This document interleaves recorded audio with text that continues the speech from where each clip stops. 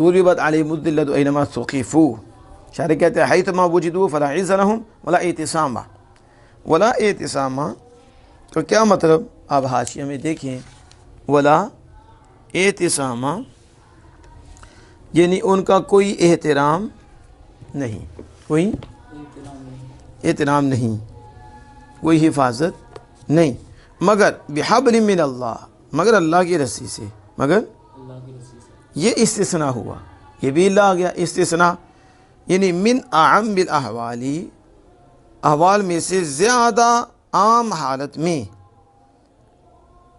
یعنی ان پر ذلت مسلط کر دی گئی جمیع احوال میں، جمیع سوائے اس حال میں کہ اللہ کے ذمہ کے ساتھ اور مومنین کے ذمہ کے ساتھ ان کی حفاظت کی جائے، ان کی اب استثناء ہو گیا، پہلے تو ہر حال میں ٹھیک ہے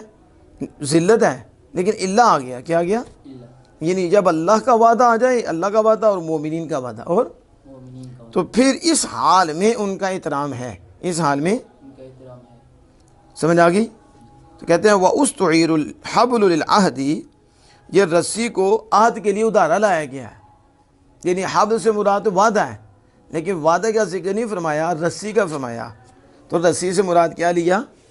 وعدہ، تو حبل کا لفظ ادھارا لایا گیا ہے کس کے لیے؟ وعدے کے لیے، یعنی اللہ کا وعدہ اور مومنین کا وعدہ، اس سے ان کا احترام ہے، اس سے ان کا کیوں لیے نو سبب النجات والفوز بالمراد، کیونکہ یہ نجات کا سبب ہے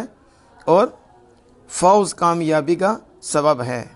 بالمراد مقصود کے ساتھ۔ قال الامام، امام نے کہا توجیہ میں، الامان حاصل للذمی، ذمی کے لیے امان حاصل ہوتا ہے تو اس کی دو قسمیں ہیں، ذمی کے لیے جو امان حاصل ہوتا ہے اس کی دو قسمیں ہیں،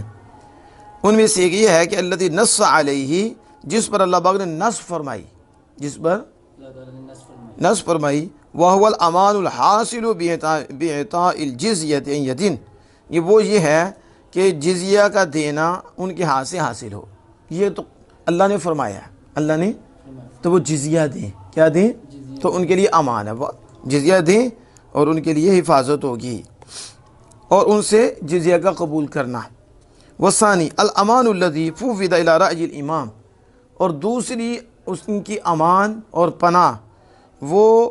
امام کی رائے کی طرف سپرد کر دی جائے گی، حاکم کی رائے کی طرف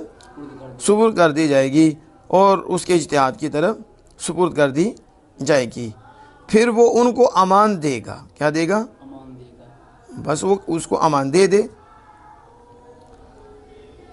وہ اول یہ ہے کہ وہ مسمى بحبل اللہ، اول اللہ کی رسی سے نام رکھا جاتا ہے عہد کا، اور ثانی مومین کی رسی کے ساتھ عہد کا نام رکھا جاتا ہے، کس کا؟ اول میں اللہ نے نص فرمائی تو حبل کا نام کیا؟ حبل، یہ اللہ کی رسی کا نام رکھا گیا پہلے وعدے کا، اور جو مومنین سے وعدہ ہوا اس کا نام حبل من الناس سے رکھا گیا۔ فالامان واقعانی، پھر وہ دونوں امان واقع ہوتے ہیں، دونوں، اور ان میں فرق ہے اعتبار کے ساتھ، ان میں ہے، امان تو ہے ایک ہی ہے لیکن وہ اللہ کی طرف سے ہے، یہ اللہ کے بندے مومنین کی طرف سے ہے، تو وعدے، ان وعدے سے ہی ان یوتیوں کا احترام ہے، وگرنہ کوئی احترام نہیں ہے۔ وہ ضُرِبَتْ عَلَيْهِمُ الْمَسْكَنَةُ، اور ان پر محتاجی مسلط کر دی گئی، اس کو ہم آگے بیان کرتے ہیں۔